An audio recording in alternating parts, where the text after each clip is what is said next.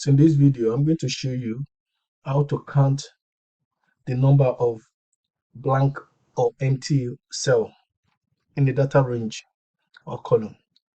To do this, let's assume that we want to put the result of our count in cell E3.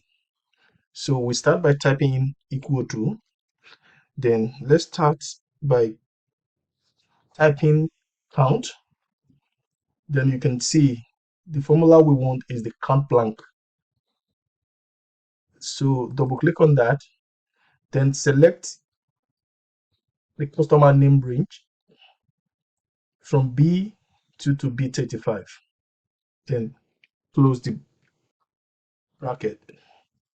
Then that gives us 5, which means that we have got 5 empty cell in the customer name range. Also, if you want to count the number of blank cell in an entire column, what you need to do is use the same formula, the count blank formula. Then instead of selecting a range of data, you click on the entire column, then you close the bracket.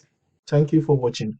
For more tips and tricks on Excel, kindly subscribe to our YouTube channel.